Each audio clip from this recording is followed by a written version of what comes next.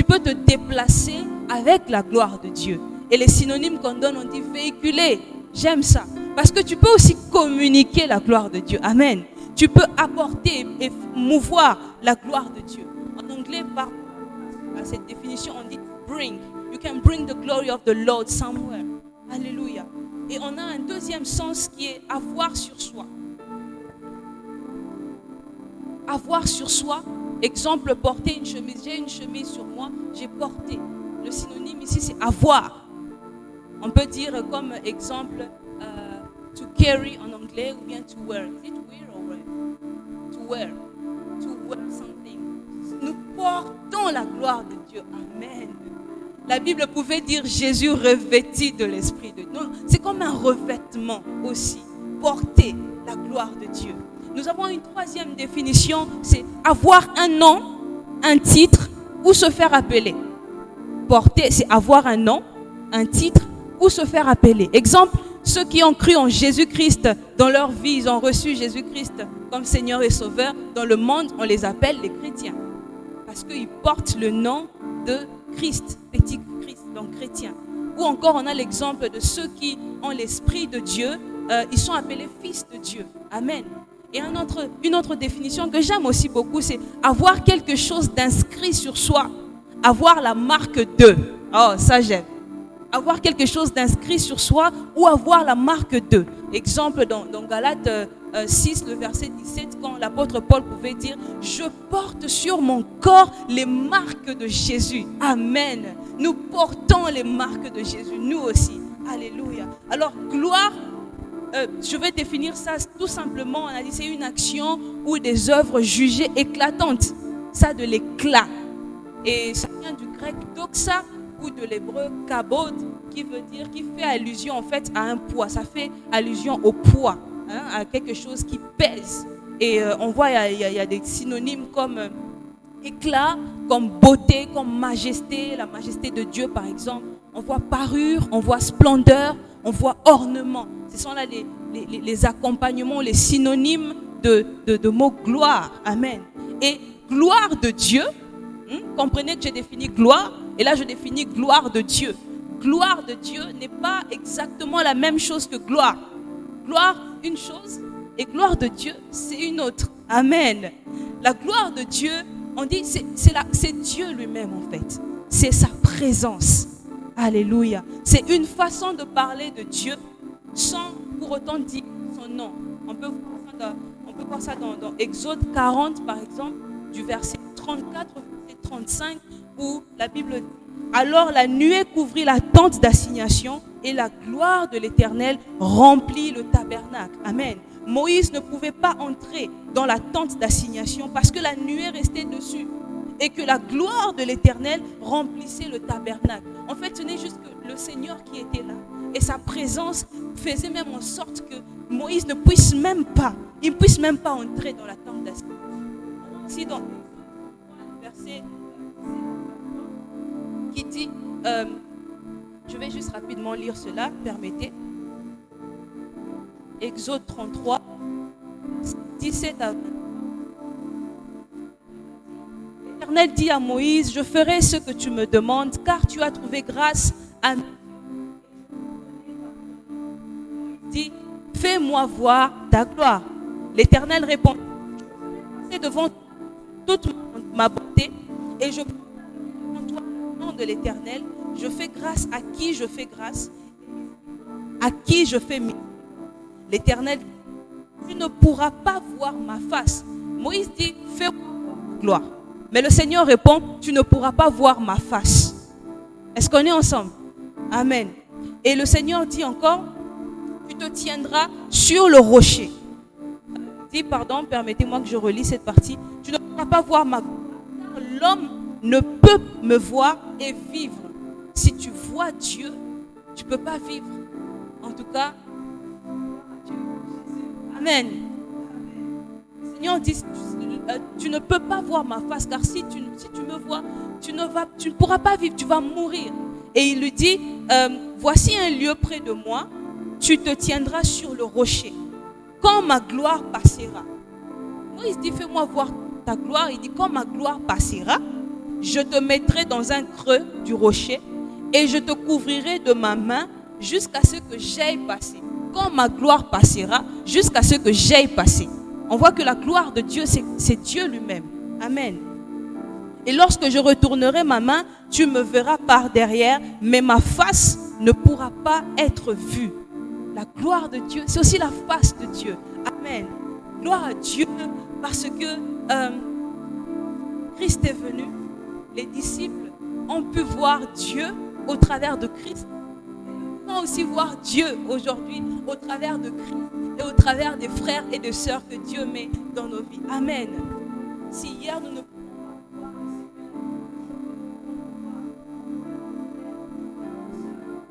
des rencontres personnelles avec Dieu. Nous sommes donc le temple du Dieu vivant. On peut voir ça dans 2 Corinthiens 6, le verset 16. C'est un fait. C'est pas quelque chose à expliquer ou à justifier. C'est un fait. Nous sommes le temple de Dieu, le temple du Dieu vivant. Rappelez-vous, c'est l'Éternel qui nous a fait. On arrive. 2 Chroniques 6, verset 8. Est-ce que jusque-là, quelqu'un est béni? Si tu es béni, écris jusqu'à Dieu. 2 Chroniques 6, verset 8. Mais quoi? Ça, c'est David qui parle. Il dit, Dieu habiterait-il véritablement avec l'homme sur la terre? Quelle maison pourriez-vous me bâtir? Là, c'est Dieu qui parle. Et il dit, et quel lieu me donnerez-vous pour demeure? Non, pardon, je vais reprendre la partie de David. David qui dit, Dieu habiterait-il vraiment avec l'homme sur la terre? Voici les cieux des cieux. Et Seigneur, les cieux, ainsi que les cieux des cieux, ne peuvent te contenir. Combien moins cette maison que je t'ai bâtie. David a bâti quelque chose pour le Seigneur. Il dit, voilà, le Seigneur va résider là. Et il y avait l'arche de l'alliance où la présence de Dieu était manifeste. Mais David dit, est-ce que Dieu habiterait dans une maison faite de mains d'hommes? Est-ce qu'il peut habiter dans ça? L'apôtre Paul prend la même chose dans Acte 17. Il dit, est-ce que Dieu peut habiter dans la maison? Je vais lire ça rapidement. Acte 17 du verset 22 au verset 24. Acte 17, 22 à 24. Amen. Dis à ton voisin, aujourd'hui on va lire. On va lire. Amen. Du verset 22 au verset 24. Car en parcourant l'apôtre Paul était avec les gens d'Athènes et il est en train de leur parler. Car en parcourant votre ville et en considérant les objets de votre dévotion, j'ai même découvert un tel avec un Dieu inconnu. Vous verrez, sans le connaître, c'est ce que je vous annonce. Le verset 22, il dit ceci. La parole de Dieu dit ceci. Paul debout au milieu de l'aéropage, Athénien. Je vous trouve à tous égards extrêmement religieux. Vous êtes très religieux. Vous avez des statues partout, des dieux partout. Et puis il dit dans le verset 23, car en parcourant votre et en considérant les objets de votre dévotion, j'ai même découvert un autel avec cette inscription à un Dieu inconnu. Eh bien, c'est ce Dieu inconnu que je vous annonce. Il dit, le Dieu qui a fait le monde et tout ce qui s'y trouve, étant Seigneur ciel et de la terre, dans des temples faits de mains d'hommes. Alléluia. Le Seigneur n'habite pas dans les temples faits de mains. Il n'habite pas dans ça. Il le dit encore dans Ésaïe 66, le verset 1. Il dit, la Bible dit, ainsi parle le Seigneur. Le ciel est mon trône, la terre est mon marchepied. Ah, j'aime la version Semeur, on dit, la terre est mon escabeau, comme on dit, ebonga. Je me mets debout sur ça. Ouais. La terre est mon marchepied, je marche sur la terre. Quelle maison pourriez-vous me bâtir? Et quel lieu me donneriez-vous pour demeure? Qu'est-ce que vous pouvez bâtir? J'ai créé les cieux, ainsi que les cieux des cieux, mais je ne peux pas habiter dans ça en fait. C'est vrai que je dis que c'est mon trône, mais je ne peux pas habiter dans ça. Je ne peux pas habiter dans une maison que vous avez construite. Merci Seigneur pour l'église bâtiment. Ça nous permet de nous réunir. Mais ce n'est pas l'église bâtiment qui contient Dieu. Dieu se manifeste dans l'église bâtiment. Mais l'église qui contient Dieu, c'est l'église corps du Christ. Parce que Dieu ne pouvait habiter que dans ceux que lui-même a créés. En fait, c'est à ce niveau qu'on voit la sagesse de Dieu. Et c'était inexplicable avec l'intelligence humaine. Dieu ne peut pas habiter dans quelque chose qu'il a créé. Je prends un exemple. Tu fabriques un ordinateur. Est-ce que tu peux entrer dans l'ordinateur? Impossible. Mais au moins, tu connais l'ordinateur. Mais encore là, tu es limité parce que tu ne peux pas faire toutes les tâches en même temps. Mais Dieu, il peut faire tout en tous au même moment. Alléluia. Est-ce que quelqu'un peut acclamer Jésus? Est-ce que quelqu'un peut acclamer le roi de gloire? Le Seigneur est celui qui nous a fait. Il nous a créés. Et il a trouvé bon. Il a trouvé bon d'habiter en toi et en moi. Alléluia. Nous sommes porteurs de la présence de Dieu. Porteurs de la gloire de Dieu. Alléluia. Alléluia. La Bible dit, il est écrit, Dieu dit, faisons l'homme à notre image. Dieu a voulu que l'homme et la femme soient créés parce qu'il avait des projets pour nous. Il avait des projets pour nous. Alléluia. Et 1 Corinthiens 3, par exemple, le verset 9, on dit, vous êtes le champ de Dieu. Ça, c'est l'apôtre Paul qui expliquait aux Corinthiens qui avaient un genre de dispute. Les uns disaient, je suis à Apollos, l'autre dit, je suis de Paul, l'autre dit, Paul les recadre en disant, non, vous appartenez à Dieu en fait. Moi, j'ai bâti, j'ai posé les fondements. Un autre est venu, il a arrosé. Mais le plus grand, ce n'est pas celui qui pose le fondement ou celui qui arrose. Le plus grand, c'est celui qui fait croître. C'est Dieu le plus grand. Et il dit, quelque part dans le verset 9, il dit, vous êtes le champ de Dieu. Amen. Vous êtes l'édifice de Dieu. L'édifice que Dieu est en train de construire. Et il dit plus tard, dans quelques versets plus tard, il dit, ne savez-vous pas que vous êtes le temple de Dieu et que l'Esprit de Dieu habite en vous? Oh, je viens te rappeler cela. Si tu avais oublié que tu étais le temple, ou si tu avais oublié que l'Esprit de Dieu habite en toi, je viens te rappeler cela. C'est cette partie qui me... Il dit, si quelqu'un détruit le temple de Dieu, Dieu le détruira. J'aimerais nous poser une question. Comment tu gères ton corps? Comment tu gères le temple de Dieu que tu es? Comment je gère le temple de Dieu que je suis?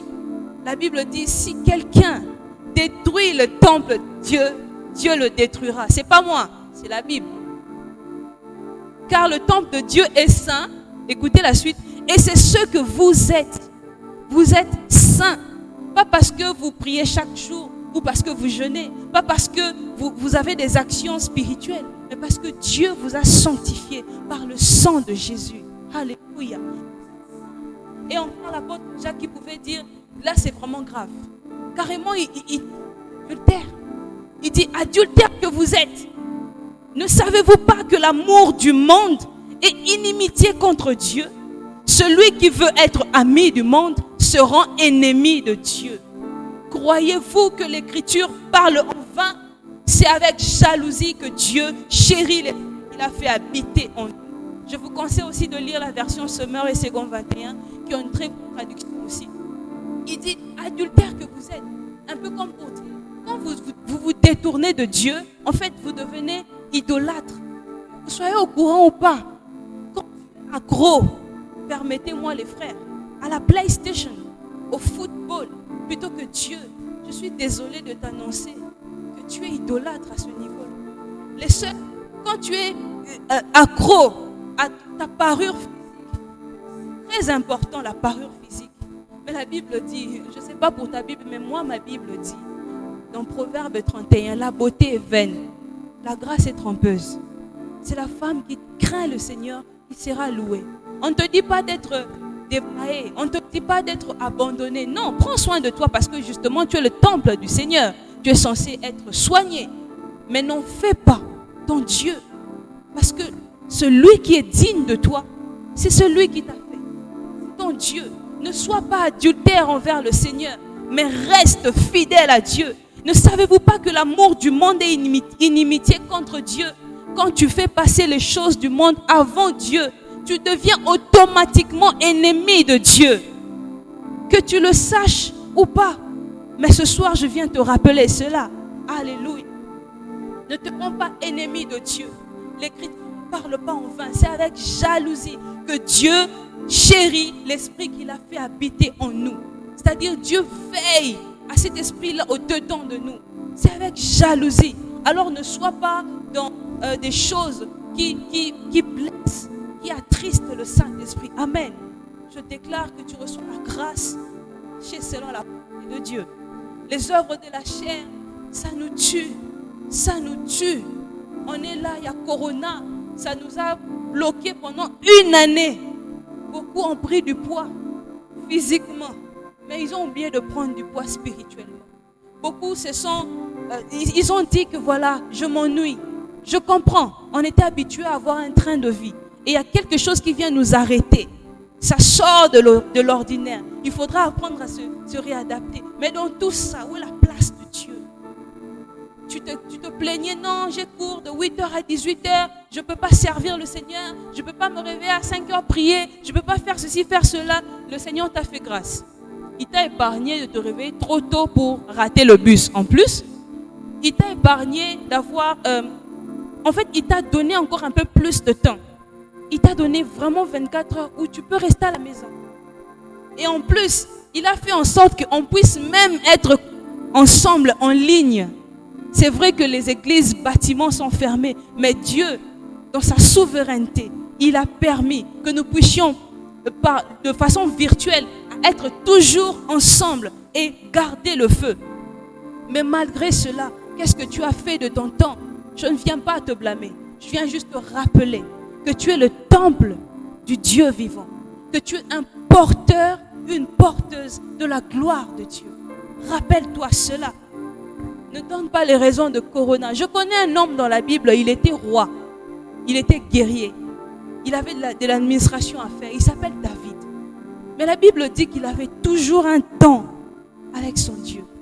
Je connais un autre homme, Shadrach, ses amis Meshach, Abednego. Ils étaient des conseillers, des ministres. Ils étaient des étudiants en plus. Ah Seigneur, la Bible nous donne tous les contextes pour qu'on n'ait pas des raisons. Ils étaient des étudiants, ministres et serviteurs de Dieu. Shadrach pouvait prier pendant au moins 3 jours la journée. 3 fois la journée. Mais nous aujourd'hui, on a seulement un titre, étudiant. Et on a des cours en ligne. On n'assiste déjà pas à ces cours. Alors qu'on est sous la couverture en pyjama, s'il vous plaît. Oui, c'est vrai qu'on peut aller au travail pour certains. On peut aller au travail, on peut chercher la vie pour d'autres. Il y en a qui sont déjà parents, qui ont des enfants à gérer, ils ont beaucoup de choses. Je bénis le Seigneur pour Corona. Ça leur donne au moins 1 heure de repos parce que ce n'est pas évident. Mais nous autres là, étudiants, on n'a pas encore les visas, les moujarades. Donc on est en plus irrégulier. Vraiment que le Seigneur nous fasse grâce. Amen. On a tout ça comme temps. On a H24 pour chercher le Seigneur. Le Seigneur ne veut pas que tu sois forcément H24 en train de prier, blablabla. Il ne veut pas que tu prononces tes paroles en désordre. Il ne veut pas que tu prononces tes paroles juste pour parler. Sinon, tu serais juste une cymbale qui retentit et ça lui fait mal aux oreilles. Il a besoin de toi. Il a besoin de toi. Quand tu te réveilles, la dîme de ton temps, à qui tu donnes? Tu as 24 heures. Le docteur Miles pouvait dire, on a 24 heures, donc la dîme de notre temps, c'est 2h40 minutes. Donc à partir d'aujourd'hui, j'espère qu'on va commencer à prier pendant 2h40 minutes. Au moins. Amen. Tu n'es pas obligé de faire ça d'affilée. Hein? Tu peux scinder. Le matin, tu prends 1 heure. Le soir, 1 heure. À midi, là-bas, 40 minutes. Et tu pries et tu t'environnes de la parole de Dieu. Parce que tu as besoin de cela. De la même façon que tu manges, que tu bois et que tu dors, ton corps est vivant. Ça te permet de mouvoir, de marcher, d'avoir des activités. C'est de la même façon que ton esprit a besoin d'être vivant. On a des corps en bonne santé, mais il y a plusieurs qui ont des esprits malades. des esprits en mauvaise santé. Que le Seigneur nous aide. Si tu as des difficultés à avoir des moments avec le Seigneur, si tu as des difficultés à prier, à lire la parole de Dieu, moi j'aime ce qu'il y a un homme dans la Bible qui dit, Seigneur, viens au secours de ma faiblesse. Tu peux faire cette prière. Seigneur, viens au secours de ma faiblesse. Et si tu n'arrives pas à t'en sortir, cherche quelqu'un qui peut t'accompagner. Cherche quelqu'un qui peut t'enflammer. Le fer aiguise le fer. Quand l'autre va prier, ça va te pousser à prier. Ensemble, 2h40, voilà, vous avez prié et voilà. Assignment de la journée effectué. Alléluia.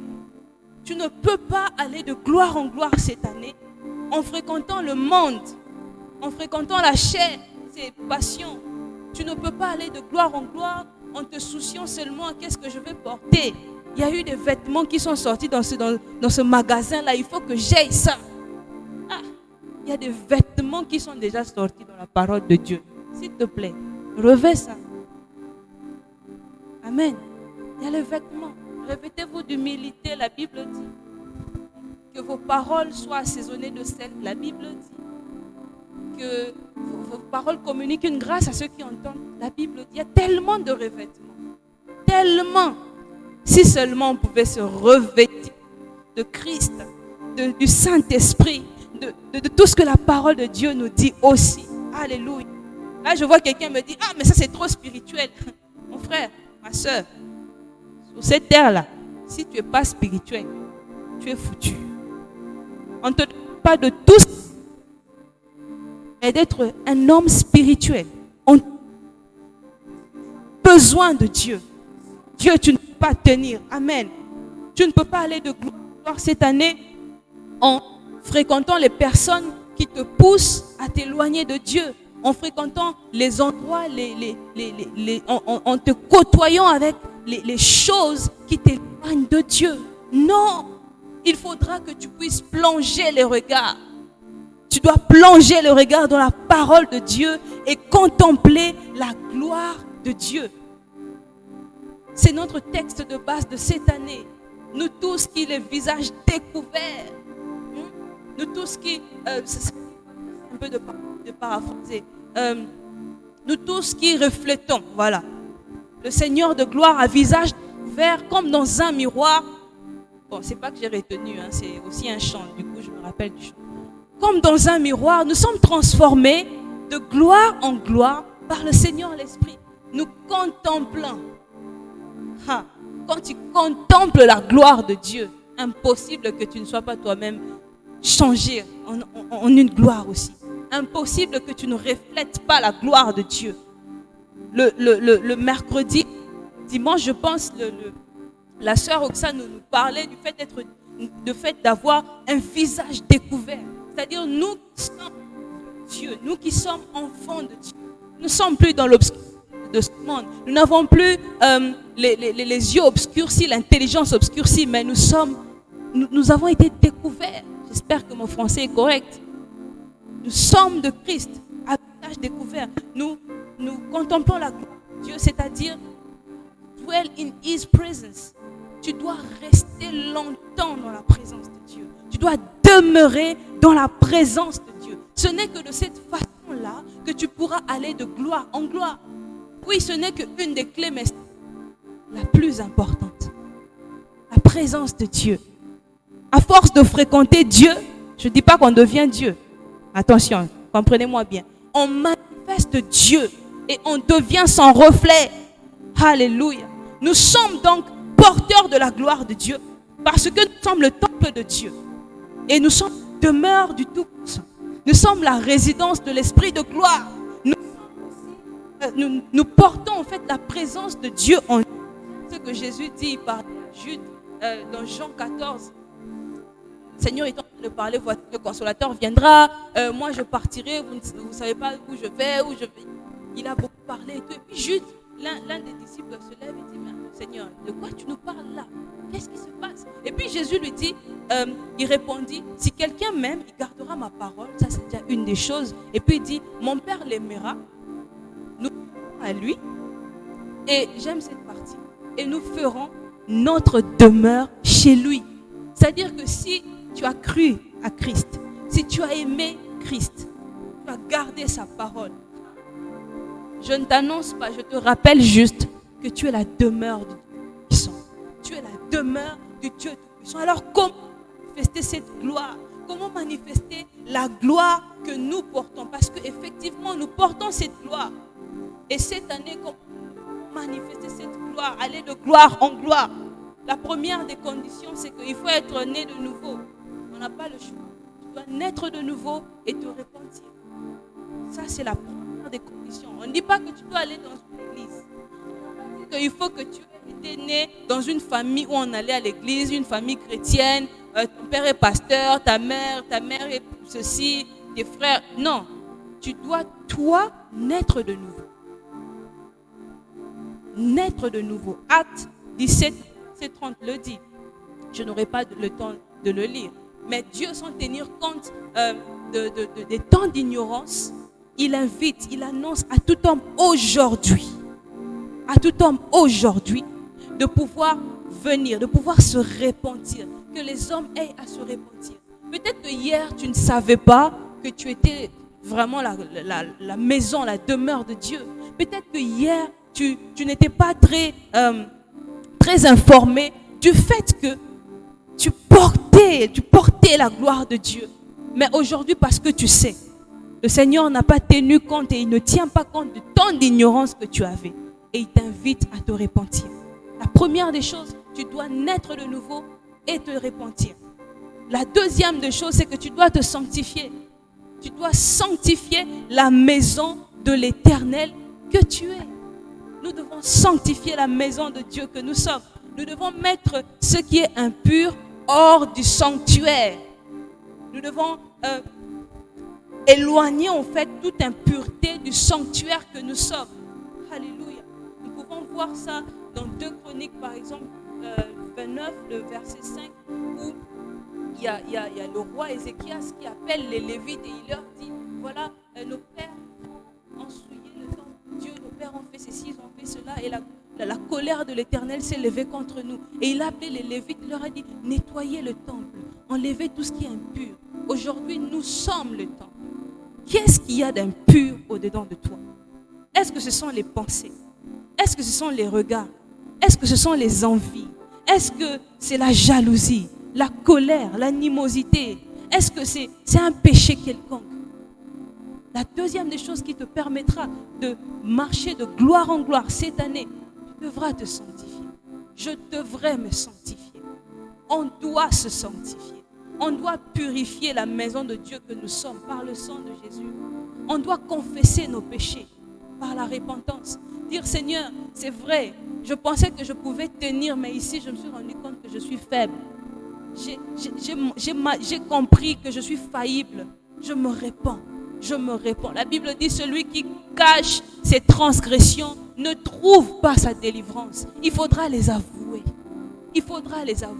À Dieu d'abord. Mais aussi le Seigneur, s'il te conduit à avouer cela à un frère, à une soeur, quelqu'un de confiance surtout, va vers cette personne. Il y a des textes dans la parole de Dieu qui nous encouragent à pouvoir confesser les péchés les uns des autres afin d'être guéris. Nous avons besoin de guérison. La troisième des choses, c'est qu'il faudra s'affectionner aux choses de l'esprit. Je vous laisse lire Romains 8 à la maison du verset 1 au verset 14 ou carrément tout le chapitre, c'est quand vous voulez. S'affectionner aux choses de l'esprit. Si nous sommes de l'esprit, si nous sommes renouvelés, si nous sommes rachetés, nous avons été rachetés par le sang de Dieu, de Jésus, pardon. Si nous sommes conduits par l'Esprit de Dieu, oui, Jésus est Dieu, hein, c'était juste en passant. Nous devons nous affectionner aux choses de l'esprit. Les choses de l'esprit. Par la grâce de Dieu, on aura le temps d'aborder tous ces points encore. Alors Dieu n'attend pas seulement que tu lui donnes ton adoration. Il n'attend pas seulement que tu te rendes à un lieu physique pour avoir un culte. Dieu n'attend pas seulement que tu puisses le servir à l'église ou à la maison ou partout ailleurs. Non, c'est vrai, il aime ça, il aime l'adoration. C'est vrai, mais plus que ça, Dieu veut que tu deviennes toi-même l'adoration. Dieu veut que toi-même tu deviennes le sacrifice que tu poses sur l'autel. Dieu veut que toi-même ta vie puisse devenir cette adoration en fait. Il veut cela. C'est pourquoi il dit, mon fils, donne-moi ton cœur. Mon fils, donne-moi ton cœur. On peut voir ça dans Proverbe 23, je pense, le verset 26. Il dit, mon fils, donne-moi ton cœur et que tes yeux se plaisent dans mes voies. Moi, je me demande toujours, Dieu il connaît tout, il sait tout, il voit tout. Mais pourquoi la Bible dit, l'heure est venue où les vrais adorateurs l'adoreront en esprit et en vérité. C'est là que ce sont ceux-là, les gens que Dieu cherche. En fait, pourquoi Dieu cherche les vrais adorateurs en fait? Si nous sommes tous enfants de Dieu, pourquoi il cherche les adorateurs? Quelque part, c'est un peu pour nous dire que c'est quelque chose de rare. C'est tellement rare. On peut tous être dans l'église. On est là, en train de prier. Mais Dieu cherche. Non, mais Dieu, il est omniscient. Comment il peut se mettre à chercher? Et s'il cherche, c'est grave. Ça me fait mal parce que je me dis, Seigneur, est-ce que tu pourras me trouver? Je veux que tu me trouves quand tu cherches les vrais adorateurs. Je veux devenir moi-même l'expression de l'adoration. Je veux que ma vie tout entière soit une adoration. Pas juste les mots que je sors de ma bouche. C'est vrai, ça vient de mon cœur. Mais est-ce que mes actes t'adorent? Est-ce que mon accoutrement t'adore? Est-ce que ma tenue, ma parure t'adore? Est-ce que les choix que je fais, les décisions que je prends t'adorent? Est-ce que les études que je fais t'adorent? Est-ce que ma vie t'adore? Je veux devenir cette adoration. Je veux devenir moi-même aussi ce sacrifice. J'ai aimé ce mois. Le Seigneur nous a bénis des femmes puissantes qui nous ont tellement parlé de beaucoup de choses. Et j'étais là, j'étais étonnée. Je voulais parler de sacrifice. Je me suis dit, mais Seigneur, elles sont en train de tricher là. Je fais comment? Et le Seigneur m'a dit, non, je travaille en vous tous. Et c'est là que je bénis le Seigneur parce que l'Esprit de Dieu, il opère tout en tous. À chacun selon la manifestation qu'il veut. Mais c'est lui qui opère. On nous a parlé de la peur, on nous a parlé du fait d'être conquérant, on nous a parlé du fait d'être enfant de Dieu, d'être dans le royaume de Dieu, on nous a parlé des sacrifices, on nous a parlé de l'humilité, toutes ces choses qui pouvaient nous ramener à nous-mêmes, nous humilier devant le Seigneur. Vous savez, quand on s'humilie devant le Seigneur, c'est de l'humilité. Et quand quelqu'un d'autre nous humilie, ça c'est l'humiliation. C'est là la différence. Mais la Bible nous pousse, nous encourage à nous humilier nous-mêmes. On ne dit pas que non, telle personne puisse t'humilier. Oh non, que la coordonnatrice puisse t'humilier. Maman, je te célèbre. On peut m'aider à célébrer la coordonnatrice. Que le Seigneur vous bénisse pour le travail que vous faites.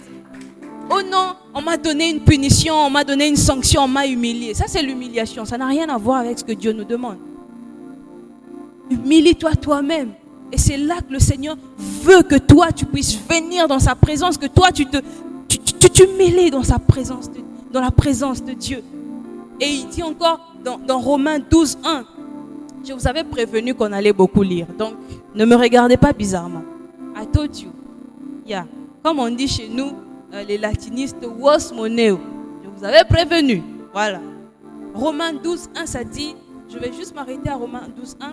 Je vous exhorte. Dans d'autres versions, on dit, je vous invite, je vous encourage. Je vous exhorte donc, frères, par les compassions de Dieu, à offrir vos corps. On est d'accord, ce n'est pas moi qui ai parlé, c'est la parole de Dieu. À offrir vos corps comme un sacrifice vivant, pas un sacrifice mort. N'attends pas que tu meurs et tu vas offrir ton corps. N'attends pas que tu sois dans des difficultés pour offrir ton corps. Tu peux le faire maintenant. Tu peux décider de changer la donne à partir de maintenant. Je vous exhorte donc, frères, par les compassions de Dieu, à offrir vos corps comme un sacrifice vivant, saint, agréable à Dieu. Ce qui sera de votre part un culte, ailleurs on dit un service, un culte raisonnable, ailleurs on dit intelligent. Donc, voilà quoi. Un culte intelligent, raisonnable. Je vous exhorte à vous offrir à Dieu. Offrir vos corps vivants, s'il nous plaît. Vivants. Pas morts. Alléluia. Je vous encourage aussi à lire la version Semeur, une très bonne version. Je vous invite donc à offrir vos corps, ce qui serait de votre part un culte. On rend à Dieu un culte en lui offrant nos corps. Finalement, nos corps, c'est le temple de Dieu. Mais on lui offre encore, c'est une dimension de gloire. c'est une dimension où non seulement je suis ta demeure, mais je m'offre encore à toi. C'est-à-dire, je deviens aussi le culte pour toi. Ah, je ne sais pas pour toi, mais moi, je veux expérimenter cela. Je veux aller plus loin que ce que j'ai connu. Je veux aller de gloire en gloire. Je veux aller de profondeur en profondeur. Ah, accepter d'aller sur la croix. C'est en allant à la croix que son nom a été encore glorifié. Je me pose une question. Quand il était sur terre, quand il était né, quand on lui a donné le nom de Jésus selon la directive de Dieu, quand il a été baptisé et tout ça, est-ce qu'il n'était pas glorieux? Est-ce qu'il n'était pas enfant de Dieu?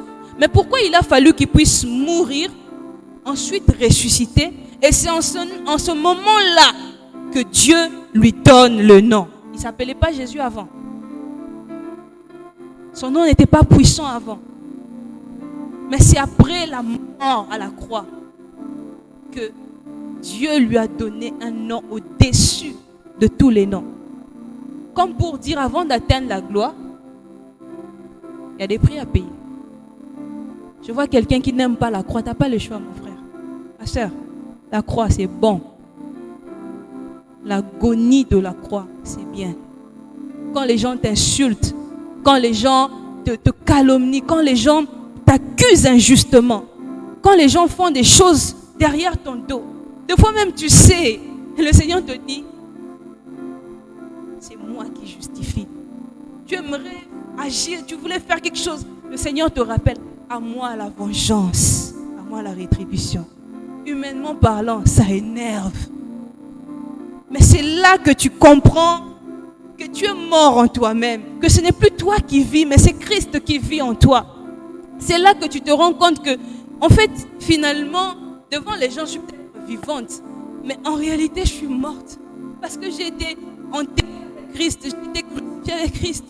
Et je suis ressuscitée avec lui, mais seulement ma gloire se manifeste le jour où il viendra.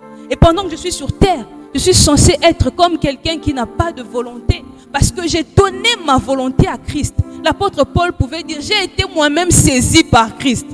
Donc si tu veux la gloire que Dieu a promis pour Family Worship Center, toi qui t'es connecté à la croix, prends ta croix et suis Dieu, suis Jésus. Alléluia. Pendant juste un moment, j'aimerais juste nous inviter à baisser nos têtes dans la prière. Je ne sais pas qu'est-ce que Dieu t'a personnellement dit. Je ne sais pas qu'est-ce que Dieu t'a personnellement montré. Il m'a montré des choses sur moi et sur vous. Mais j'aimerais juste que ça soit entre toi et lui. Parce que moi, il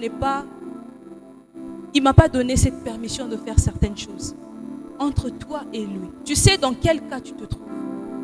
Tu sais dans quel cas tu te trouves.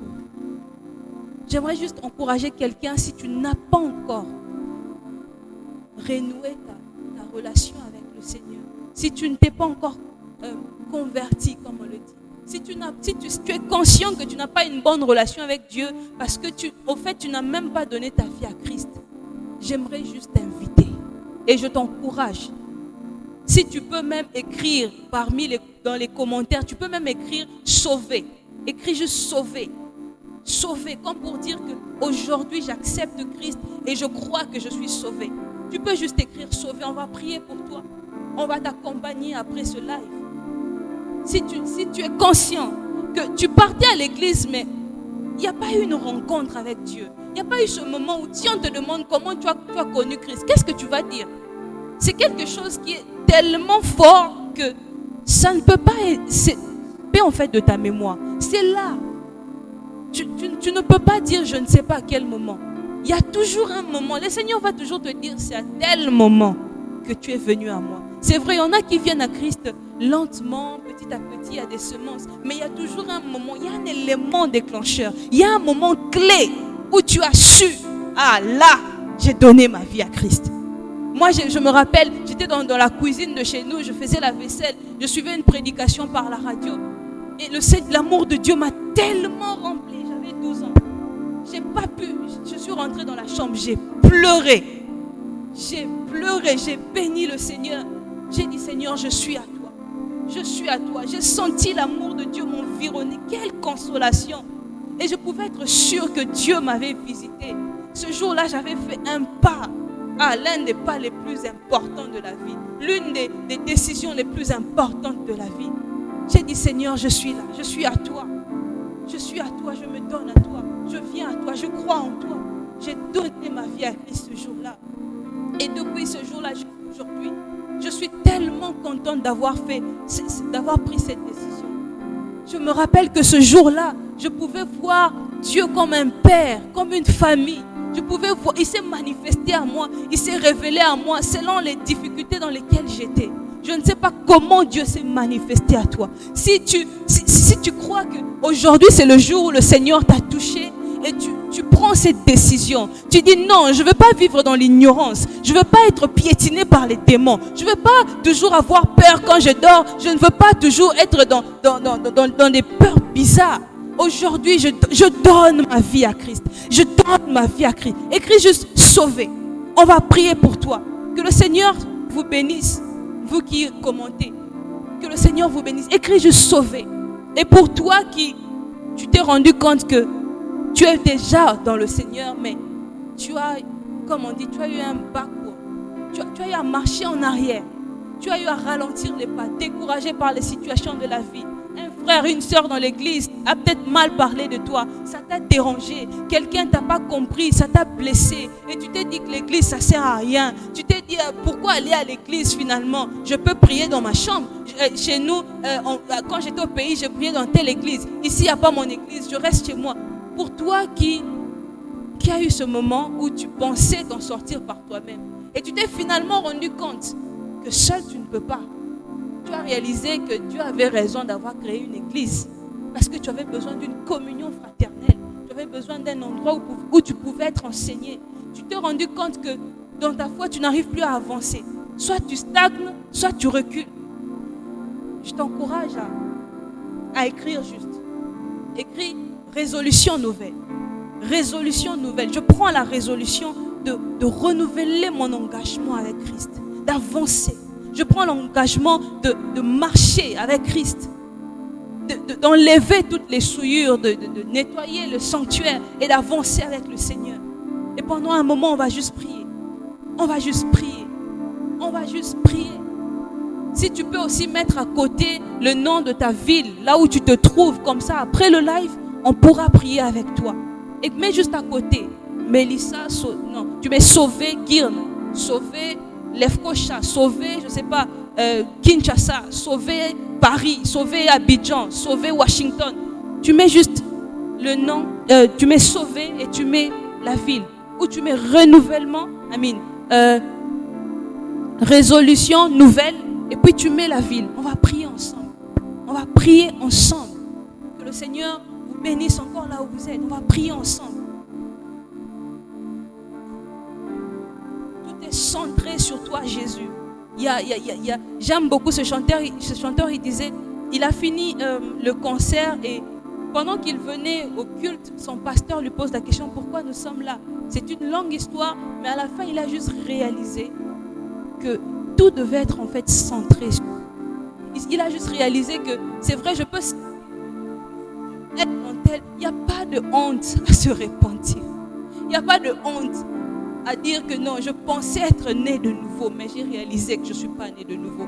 Il n'y a pas de honte à penser que à dire que je pensais avoir une vie de feu, avoir une vie spirituelle, mais j'ai réalisé que je suis encore à terre. Je pensais que je grandissais, mais j'ai réalisé que je suis encore bébé spirituel. J'ai réalisé que je n'arrive même pas à manger la nourriture solide spirituelle. Je n'ai même pas encore 10 ans. Je ne suis même pas encore adolescente dans l'esprit. Seigneur, j'ai besoin de grandir. J'ai besoin de grandir. Et cet homme pouvait dire, tout est centré sur toi. Le chant terminé, les rideaux retombent. Je viens simplement porter mon offrande. Mon offrande, c'est moi-même en fait. Je viens me porter en offrande devant toi. Parce que je crie à toi. Parce que je te cherche. Parce que je te cherche. Centré sur toi, Jésus. Centré sur toi, Jésus. Les rideaux retombent. Je viens simplement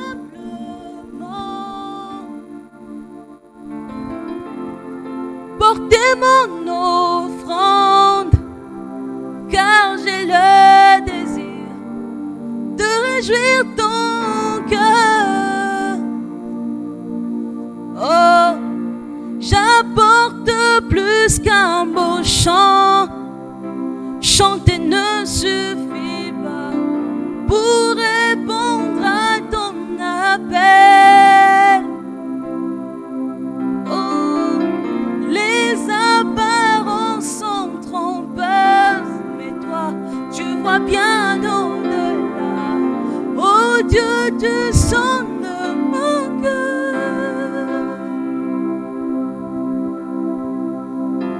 I'm coming back to heart of worship when it's all about you.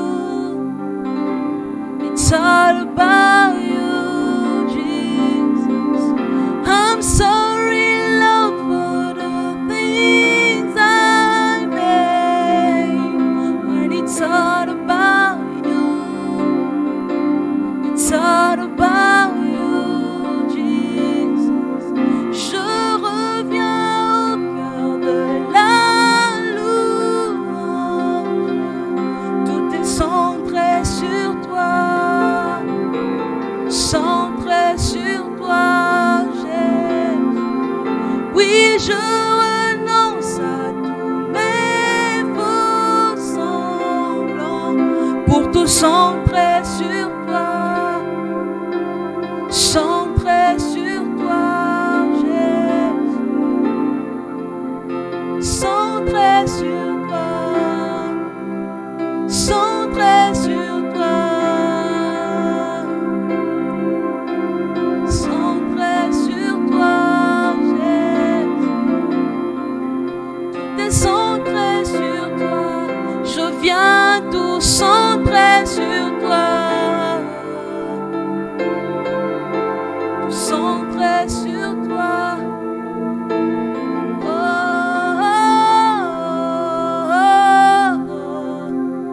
Je crie à toi,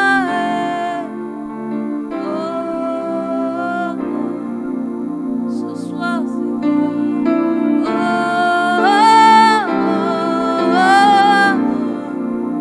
je crie à toi, aie pitié de moi, fils de David, sauve-moi.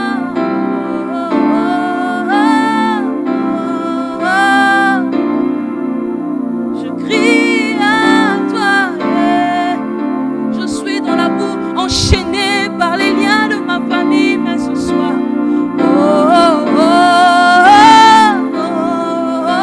je crie à toi, de tout mon cœur, de toute ma force, je crie, Seigneur, sauve-moi. Comme Bartimée, je veux voir ta je veux voir la gloire de Dieu durant cette année.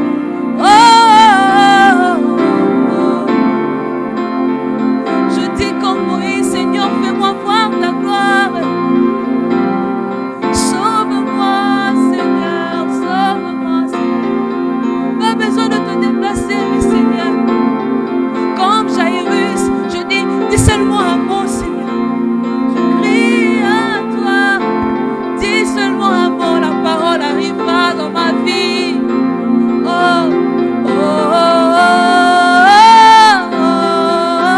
Je crie à toi. Dans leur détresse, ils crièrent à l'Éternel. Je crie à toi ce soir, Seigneur. Quand le juste crie, l'Éternel entend et il le délivre de ses détresses. Je crie à toi ce soir.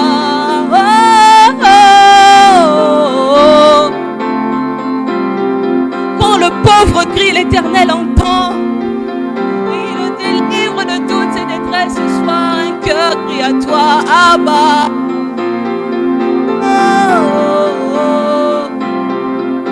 Je crie à toi.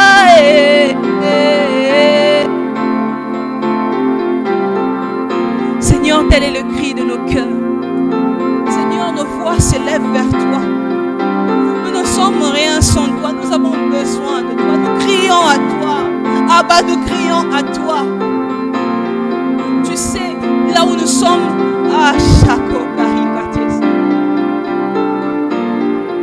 Seigneur, David pouvait dire, tu me connais. Tu sais quand je me lève, quand je me couche, quand je m'assois, quand je marche, quand je suis à terre, quand je suis tombé, tu sais.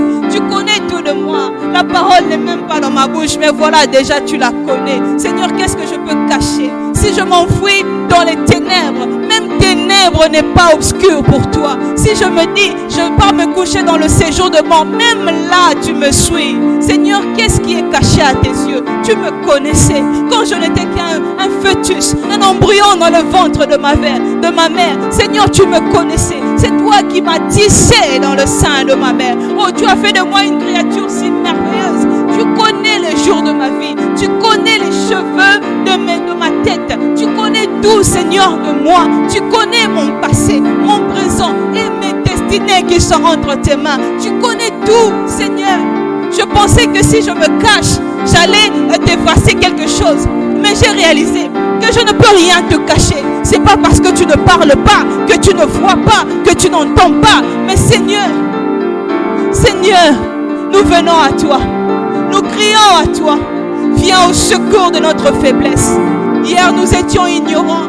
Nous n'avons pas eu notre pleine conscience du fait que nous étions ton temple. Nous avons traîné nos corps partout. Nous avons traîné nos corps dans du n'importe quoi. Mais aujourd'hui, nous avons réalisé que nous sommes, Seigneur, le temple de Dieu. Et nous crions à toi. Viens nous en aide. Viens au secours de notre faiblesse. Viens, Seigneur, au secours d'un cœur qui crie à toi. Oui, tu es proche du cœur. La parole de Dieu dit, tu es proche du cœur brisé. Ce soir, nous venons avec des cœurs contris et brisés. Et nous crions à toi. Seigneur, sauve. Sauve, Seigneur. Délivre, Père. Guéris, Seigneur. Restaure, établis. Oh, Seigneur. Merci parce que tu le fais. Merci parce que tu as compassion de tes enfants. Merci parce que tu nous fais prier dans ta volonté. Et quand nous prions dans ta volonté, dans le nom de Jésus, et que nous croyons en cela, nous savons déjà que tu nous as exaucés. C'est pourquoi nous te célébrons par nos cris de joie, par nos acclamations. C'est pourquoi nous te célébrons parce que tu es digne de louange. Tu es notre Dieu. Tu es digne de nos vies. Oh, merci Père d'avoir entendu nos cris, d'avoir entendu nos prières et de nous avoir rétablis. Que la gloire, l'honneur, la puissance et la majesté te reviennent à toi seul. Dans le nom de Jésus. Amen. Est-ce qu'un saint peut célébrer le Seigneur? Un saint peut célébrer le Seigneur. Alléluia, gloire à Dieu. Nous sommes Family Worship Center. Comme je le disais tantôt, nous sommes ici à Chypre, nous sommes en RDC et nous arrivons déjà. Alléluia.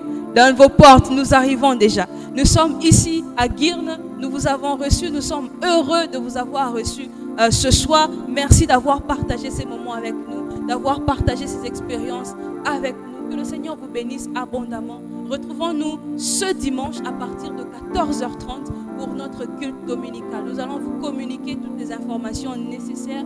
Et pour toutes les personnes qui ont voulu faire un pas vers le Seigneur, toutes les personnes qui ont voulu renouveler leur engagement envers le Seigneur, n'oubliez pas d'écrire votre situation. Si tu es sauvé, tu mets sauvé, tu mets la ville. Si tu veux renouveler ton engagement vers le Seigneur, tu mets résolution nouvelle, tu mets la ville. Et pour tous les nouveaux, les personnes qui nous ont rejoints, les personnes qui sont parmi nous pour la toute première fois, vous ne connaissez pas qu'est-ce qu'était notre église. Merci de nous avoir honorés de votre présence. Et écrivez juste nouveau et vous écrivez votre vie. Nous allons vous contacter, nous allons prier avec vous et vous communiquer ce que le Seigneur nous a mis à cœur. Et pour toutes les personnes aussi qui ont des témoignages, qui ont des messages particuliers à communiquer, veuillez s'il vous plaît voir le berger de votre campus. Si vous avez du mal à contacter cette personne-là, écrivez-nous toujours avec la page Instagram que vous êtes en train d'utiliser en ce moment. par laquelle vous êtes en train de nous suivre, écrivez-nous et on va vous orienter. Que le Seigneur vous bénisse abondamment. J'honore vos vies, j'honore le Seigneur dans vos vies et que le Seigneur soit béni. Alléluia. Bonne soirée à tout un chacun et bon repos à d'autres.